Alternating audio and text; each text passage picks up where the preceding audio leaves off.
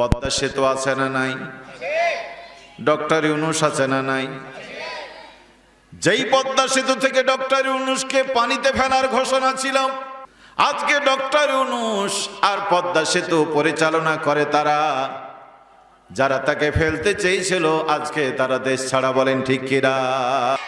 এখন যে উনি আসতে পারছেন না, কার ভয়ে? ডক্টর ইউনূসের ভয়ে। কার ভয়ে? তো এই যে পানিতে ফেলতে চেয়েছিল, এটা কি শেখ হাসিনার ক্ষমতা না রাষ্ট্রের ক্ষমতা? কথা বলেন, কার ক্ষমতা? রাষ্ট্রের ক্ষমতা।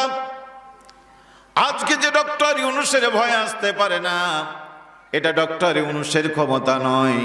এই রাষ্ট্রটা ডক্টর ইউনূসের হাতে থাকার কারণে ওই শক্তিশালী মহারানী এখন আর দেশে আসতে পারে না। বলেন ঠিক কিনা?